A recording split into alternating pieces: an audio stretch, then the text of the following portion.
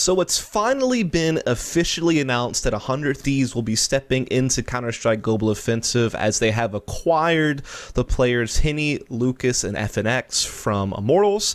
KNG, who was a free agent after his contract was terminated at Immortals, and a lot of drama and controversy around that, which we'll touch on in this video a little bit. Then the fifth player being Bit, who comes from Brazil, who was playing with, I believe, Team 1 as well as Generation X for a while before joining this team. And of course, this wasn't the best kept secret. I think this got reported on by DK over a month ago now, but the official announcement video came out the day before I am putting out this video, and so I thought I would now kind of address it, as of course 100 Thieves was already making some splashes in esports as they had acquired a North American LCS slot, and of course they were kind of a big merch brand that Nadeshot was building up, and I think in the past even it was going to be a Call of Duty team when he first announced the name 100 Thieves, but I guess that kind of got put on hold as he was meeting with people and getting investment and getting, you know, leadership help from you know, traditional sports organizations. Obviously he's partnered up with the Cleveland Cavaliers for this 100 Thieves brand, and you know, CSGO was their second team that they've announced, as of course the League of Legends team was what they opened up with,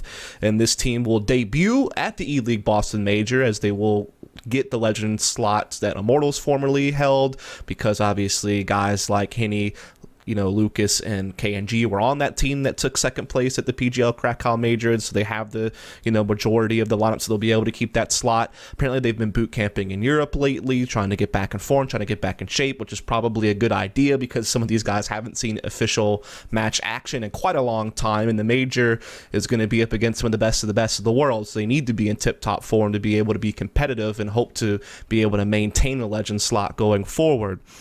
And essentially, Nadeshot announced this in a short video that he put out on the 100 Thieves YouTube channel, and he kind of talked about how his roots are in first-person shooters, and so it was just natural for him to want to get a team in an FPS game.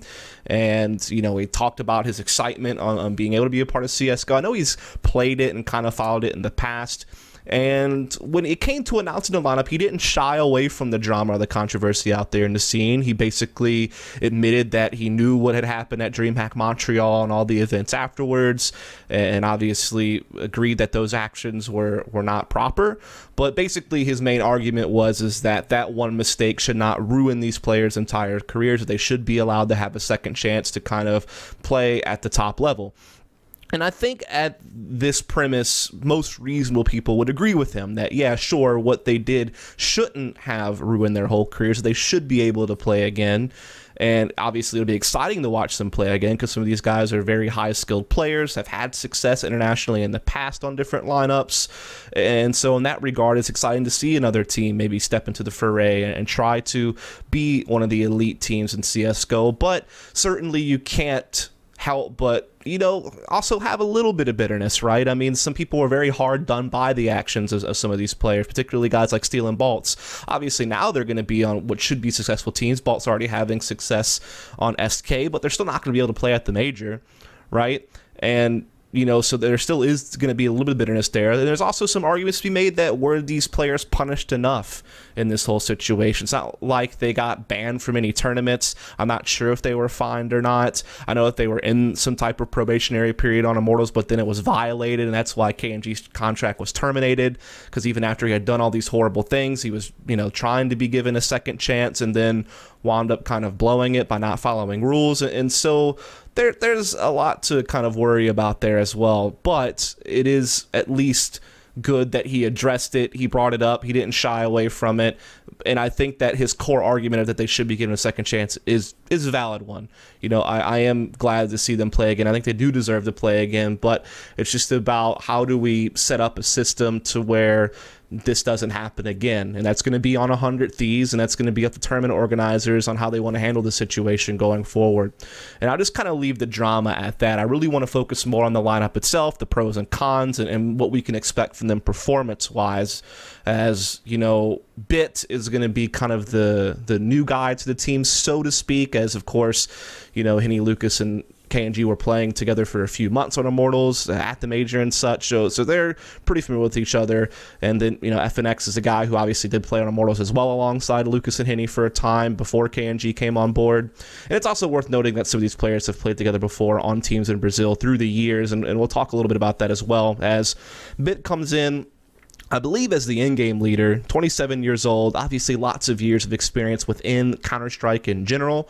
Last time we saw him playing, though, in North America, or a place where he would be seen kind of internationally, was, you know, back in the middle of 2016, so it's been quite some time. This is when he was playing with Luminosity, who were formerly Win Out, and they kind of came over to North America in the middle of 2016, and he was playing alongside some of the guys who are still there, like PKL and Yell, also playing alongside Destiny and Knack at the time. And he played for them for a few months in the middle of the year, basically.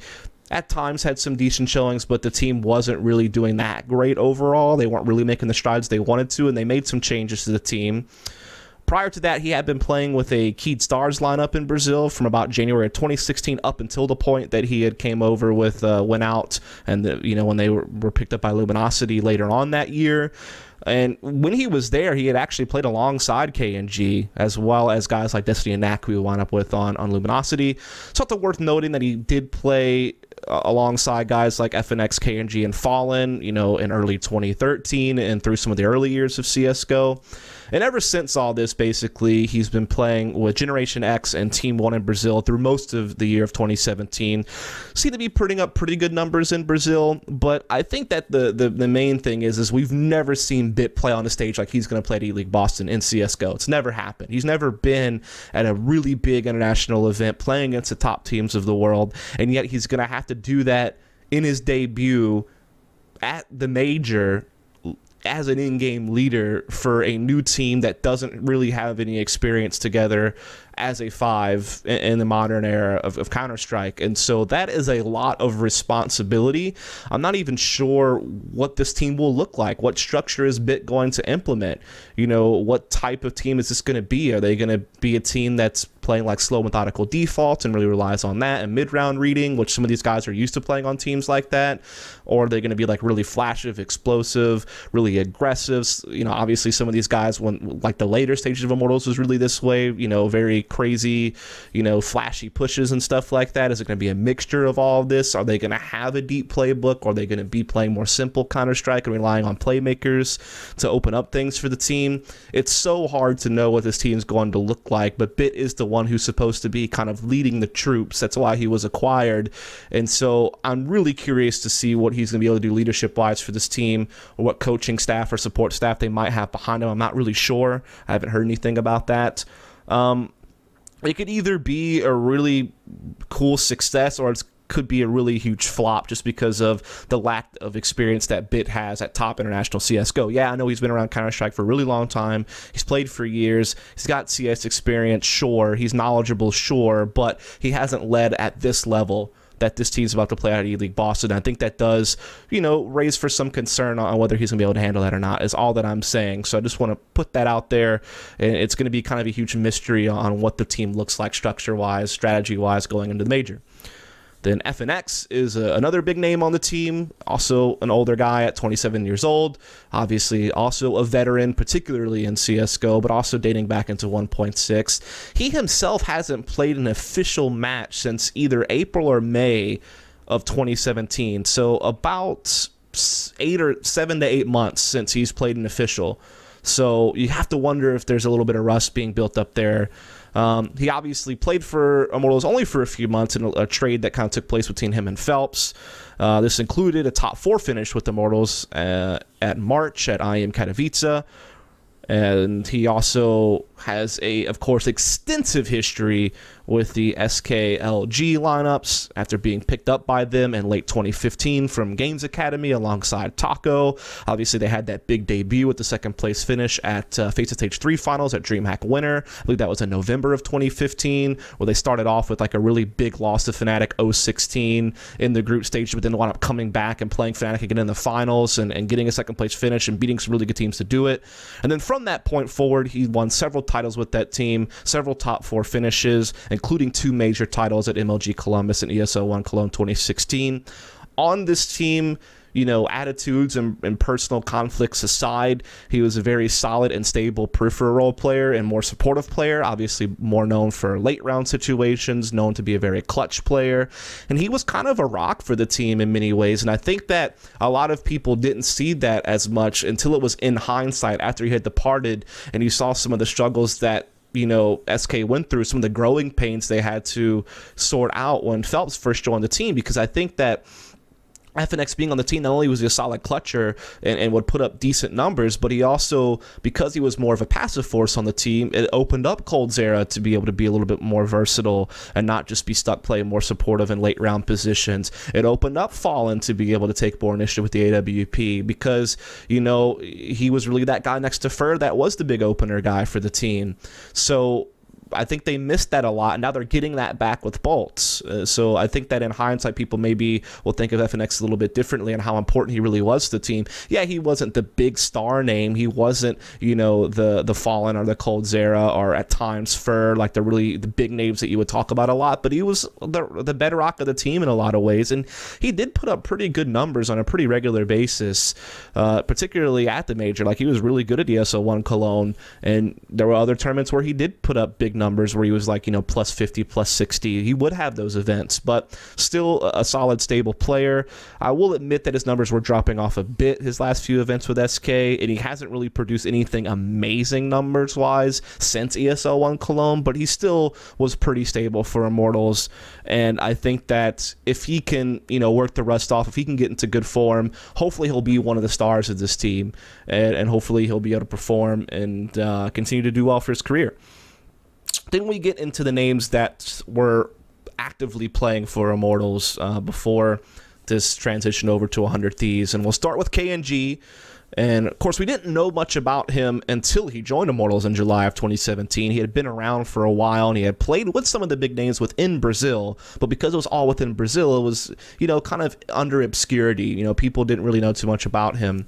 But he was producing great numbers within the Brazil community on teams like Generation X, and later even in some smaller European stuff with Red Reserve. And then he joins Immortals, and he helps them make their first major, helps them get second at that major. Of course, we're talking about PGL Krakow. He also did well at some other events like DreamHack Summer, where they took top 4. They did okay at DreamHack Masters Malmo this past year, and they were really good online within the North American scene. And KNG, not to the same degree of coldzera, obviously, because coldzera is like some crazy rookie of the year when he first kind of broke out over with the Brazilian team that's now SK, and how consistent and insane he's been as a player.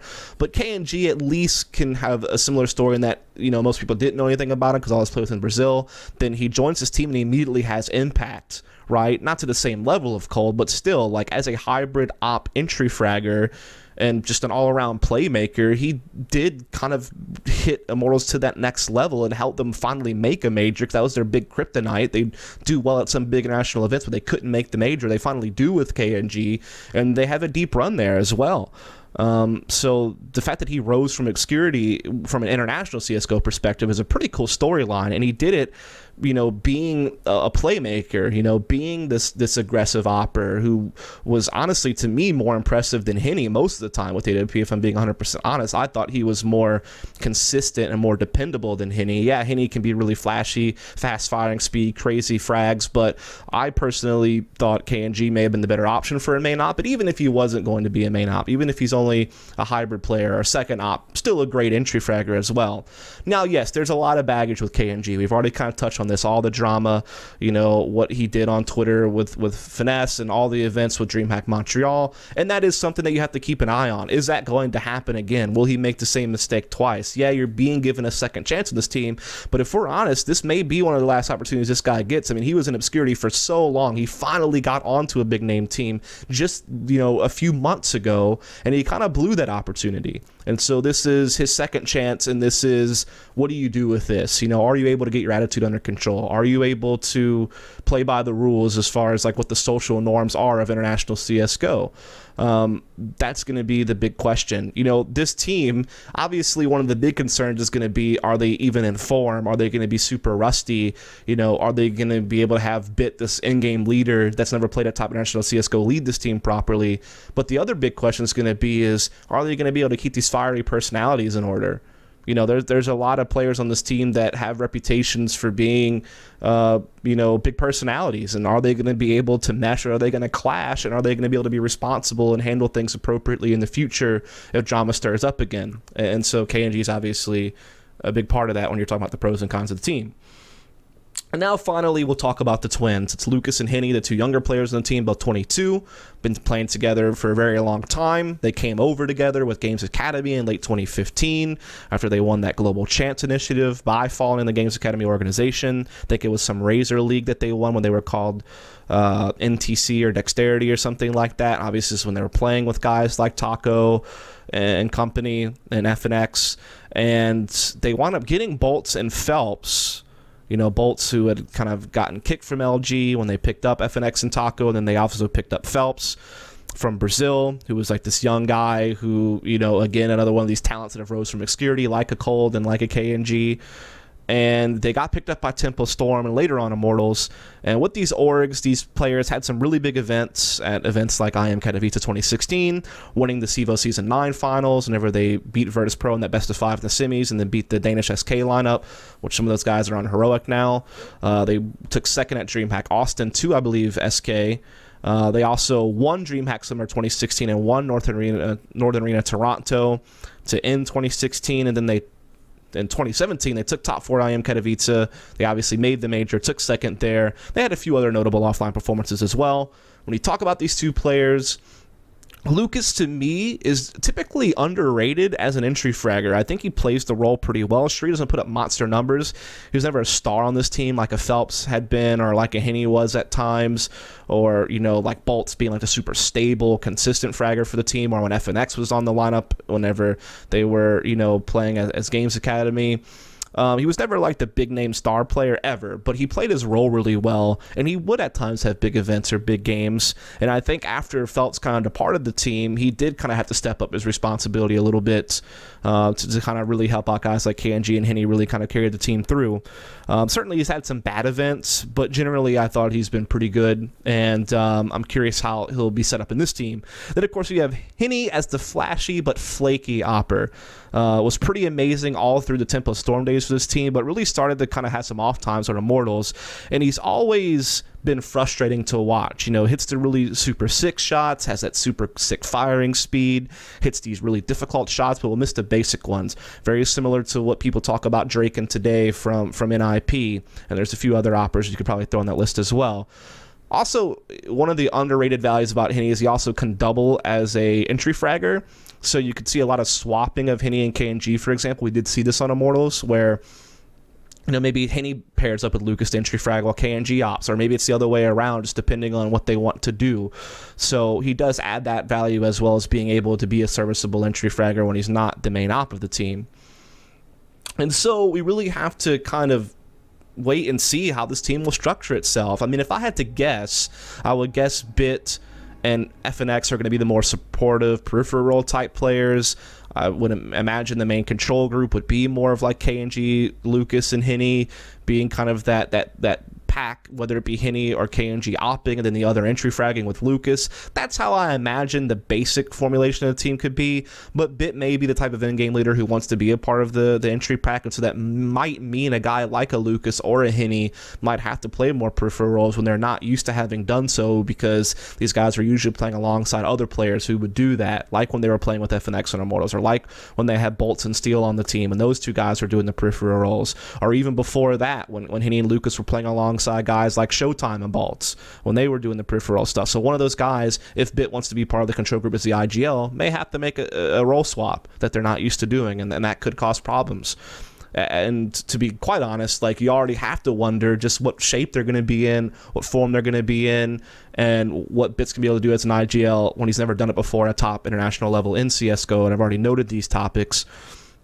One thing playing in their favor will obviously be that they're impossible to scout. Like, unless you're scrimming against them in Europe during their boot camp, you have no idea what this team's going to throw at you. And so that could obviously be a really big issue for a lot of teams playing against 100 Thieves, particularly in the group stages and best of one situations. You don't know what the hell their map pool is, so you don't know how to pick ban against these guys. Like, obviously, you'll just ban your weaknesses probably, like whatever your permaban is. But if you're really trying to counter this team and you want to counter pick them, you have no idea what to do. So I think that could certainly play a factor in pick ban phases and just playing against them in general. Like I said, unless you've scrimmed them, and then could be even mind games going on. So even if you did scrim them, you still may not really know what this team is going to do. So they had that element of surprise factor. And again, if these players can get back in good form, despite the fact that some of these guys haven't played official matches in a very long time, particularly FNX, then there is talent on this team for sure. You know, a guy like FNX can be a stable fragger. KNG has proven to be able to be a heavy hitter.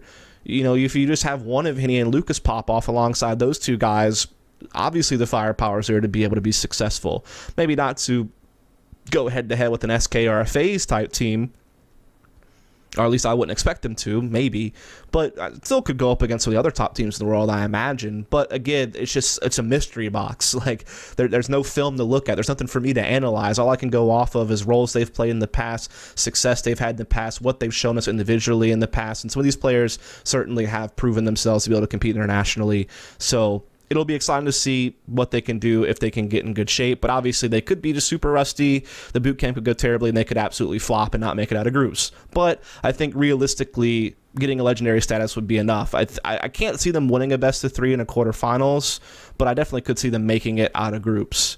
Just because of the surprise factor and not knowing how to counter them and all that good stuff, which I guess could pose a problem in a best-of-3 as well. But I just imagine if they get matched up against a really elite level team in a best-of-3 in the quarterfinals, that team would likely, with the experience and structure and stability and proven success, be able to beat a team like 100 Thieves in a best-of-3. But then again, because you have a bunch of teams playing with stand-ins at this major, you know, SK having to use Phelps again, you know, obviously Liquid having to use Zeus instead of Steel, and some of the other shenanigans like that. Maybe if they get matched up against one of those teams in a quarterfinal, then because of that stand-in factor, that could play into it. Who really knows? Maybe I'll talk more about this as it comes closer to the major and when we start previewing the major itself. But did just want to talk about this team as the official announcement was out there. Didn't want to touch too much on the drama. Did hint at it a little bit, but really wanted to focus more on the lineup, the performance, and kind of think of it that way. So if you enjoyed, please subscribe for more content. Thanks so much.